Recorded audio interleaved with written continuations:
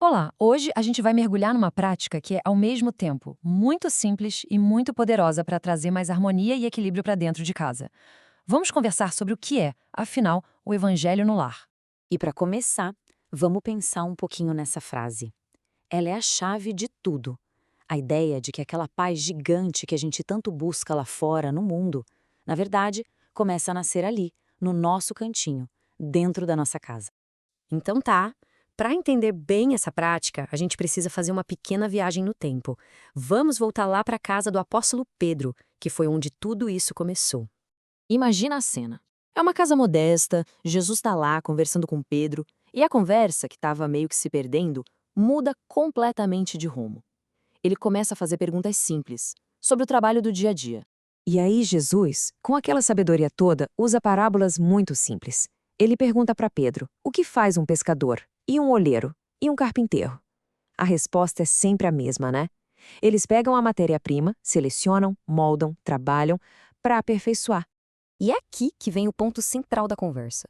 Jesus mostra que o nosso lar funciona do mesmo jeito. É a nossa primeira escola, o primeiro templo da alma. É ali que o nosso caráter é moldado. E ele pergunta: como é que a gente pode querer um mundo melhor se a gente não aperfeiçoa o nosso próprio lar, né? E então, nesse exato momento, algo realmente incrível acontece. Jesus pega os textos sagrados e ali mesmo, naquele ambiente familiar, ele começa a primeira reunião de estudo e reflexão. Pensa nisso. Não foi num templo enorme, mas em volta de uma mesa com uma família.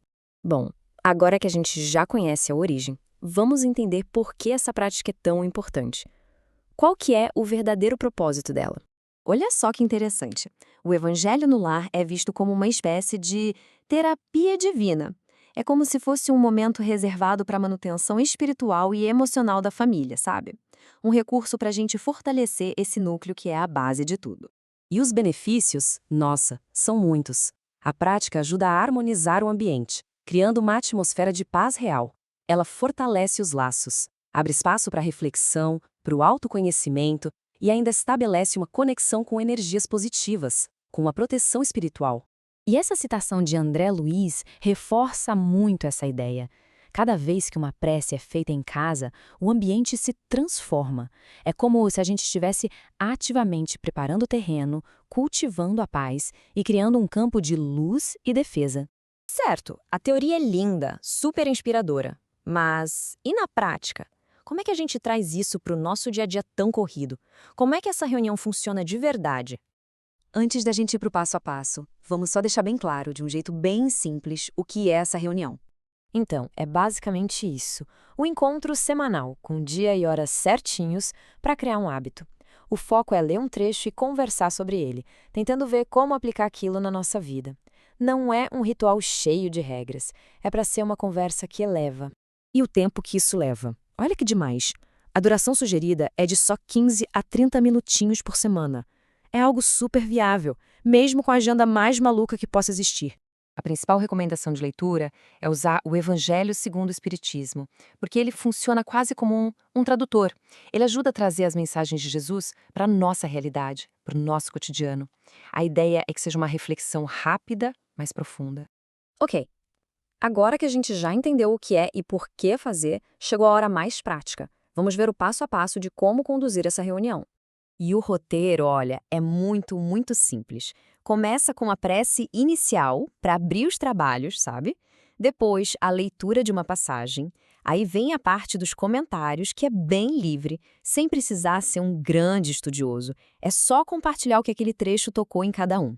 Depois, o momento das vibrações e, para fechar, uma prece de agradecimento.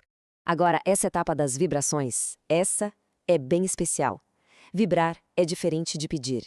É um momento de focar o pensamento, de emitir mesmo. É enviar sentimentos bons, de paz, de amor, de saúde, tanto para a humanidade inteira, quanto para o nosso próprio lar e para os nossos desafios. E tudo isso nos leva para uma visão muito maior. Essa prática não se limita às quatro paredes da nossa casa, não. Ela tem um propósito que vai muito além. A filosofia por trás é que, quando a gente transforma o nosso lar num núcleo de amor e de paz, essa energia simplesmente transborda. A mudança que começa em casa se espalha para a comunidade, para o trabalho, para o mundo. É um efeito dominó do bem. E essa citação de Bezerra de Menezes ilustra isso de um jeito, nossa, brilhante. A ideia é que um lar harmonizado ajuda diretamente a resolver os problemas da sociedade. Cada casa que cultiva o amor se torna uma força positiva que ajuda a curar o mundo. Então, para a gente fechar, fica essa reflexão. Se a paz do mundo realmente começa em casa, e se cada lar nosso pode se transformar num pequeno templo de harmonia, já pensou no que a gente conseguiria construir coletivamente? A grande mudança começa com um pequeno passo, dentro de casa.